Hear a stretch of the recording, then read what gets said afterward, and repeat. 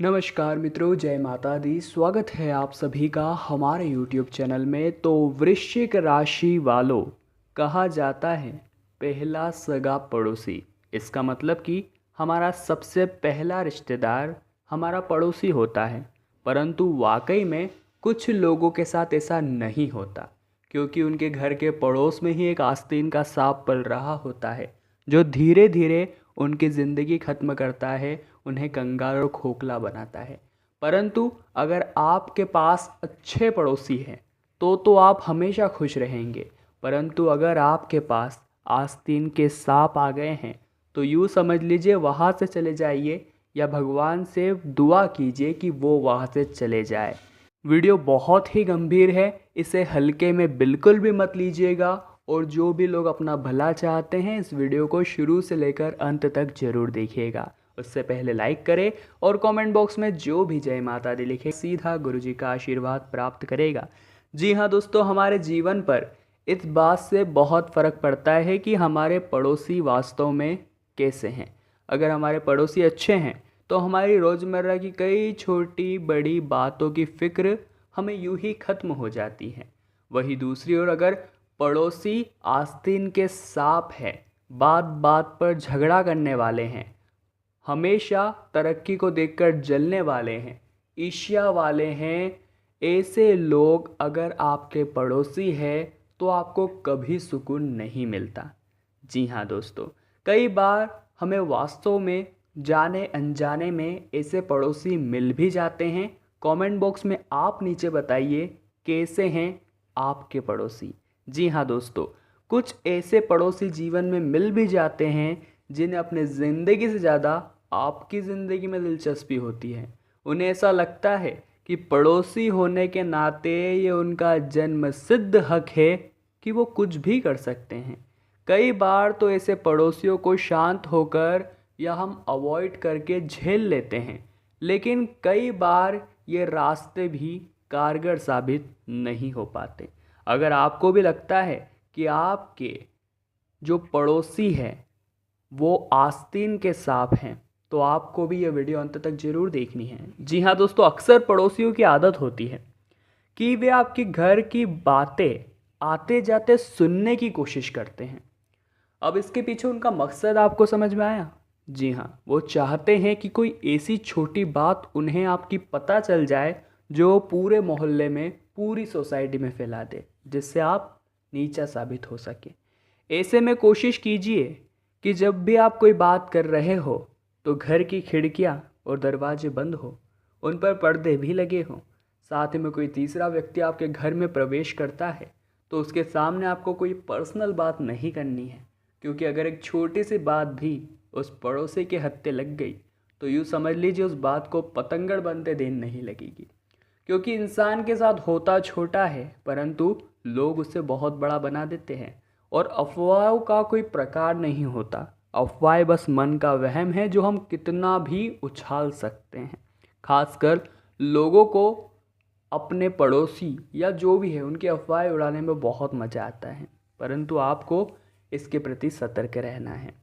पड़ोसी के इंटरफेयर से बचने के लिए आप खिड़की दरवाज़ों पर जालियां लगवा सकते हैं। साथ ही दरवाज़ों पर लता वाले पौधे लगाकर भी आप उनसे दूरी बना सकते हैं, अन्यथा वो हमेशा आपकी खिड़की में से आपके घर में झांकते रहेंगे। उनका काम होगा कि आज ये क्या कर रहे हैं, ये ऐसा क्यों कर रहे हैं, या ये कर रहे हैं तो इसके पीछे इसका अर्थ क्या है, तो क्यों ना हम उन्हें अपने घर के अंदर झांकने ही ना दें। जी हाँ दोस्तों, अगर आपका पड़ोसी, बात को गौर फरमाइएगा, बार बार आपसे आपकी निजी बातों को जानने की कोशिश करता है, जी हाँ ऐसा होता है। कई बार हमारे पड़ोसी हमसे हमारे गुप्त राज उगलवाना चाहते हैं, तो आप बात को टालने की ही कोशिश कीजिए। हो सकता है कि आपका ये इशारा वो समझ जाए कि ये व्यक्ति मेरे साथ वो बात साझा नहीं करना चाहता, तो वो भी शायद बात को काट दे। परंतु कुछ लोग होते हैं ढीठ, बहुत समझाने के बावजूद उन्हें बात समझ नहीं आती। ऐसे लोगों के सामने भैंस के आगे बिन बजाकर कोई मतलब नहीं है। जी हाँ दोस्तों, इसलिए अगर कोई पड़ोसी आपकी बात बात पर कोई गुप्त बात पता करने की कोशिश करता है तो उसे एक बार में समझा दीजिए कि आपका उसमें कोई इंटरेस्ट है ही नहीं।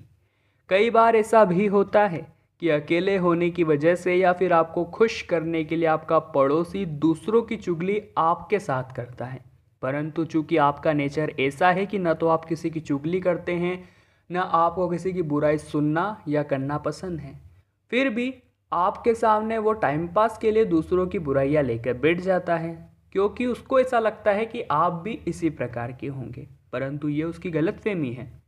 उसे इन बातों पर एंटरटेन करने की बजाय अवॉइड करना ही बेहतर होगा, क्योंकि ऐसे लोग जीवन में खुद तो कुछ नहीं कर पाते हैं, परंतु अपनी संगति से दूसरे की संगति भी ऐसी ही कर देते हैं।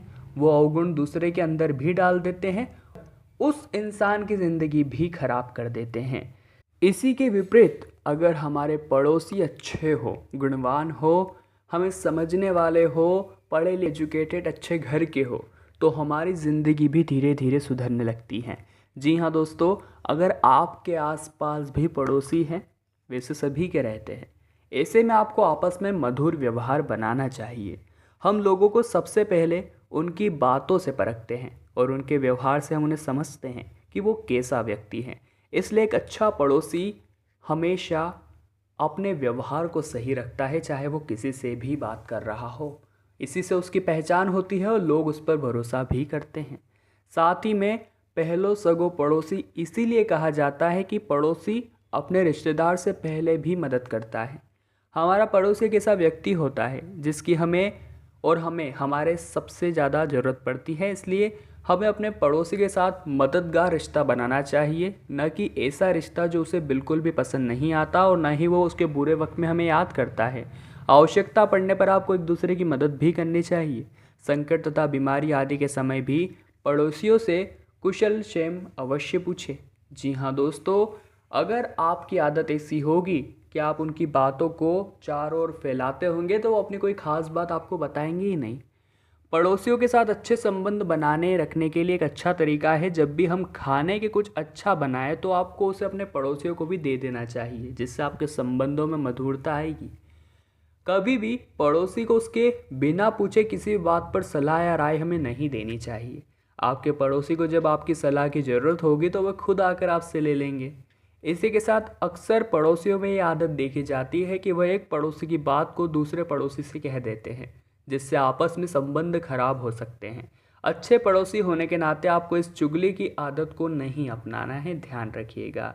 कई लोग दूसरे लोगों के बीच खुद को अधिक बड़ा दिखाने के लिए अपनी तारीफ करते रहते हैं, जिसकी वजह से अन्य लोग उनसे बात करना भी पसंद नहीं करते।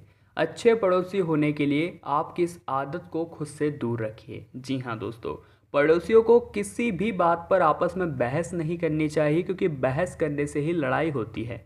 इस परिस्थिति से बचने के लिए पड़ोसियों को एक दूसरे की समझ का सम्मान करना चाहिए व छोटे मोटे झगड़ों से प्यार को सुलझाना चाहिए। जी हाँ, प्यार से सुलझाना चाहिए। इसी के साथ भरोसा एक किसी भी रिश्ते की बुनियाद है।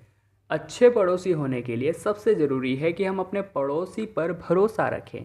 इसके लिए जब हम कुछ दिनों के लिए घर से बाहर जाए तो पड़ोसी को बता कर जाए, साथ ही उन्हें घर की देखभाल करने का जिम्मा भी सौंप कर जाए।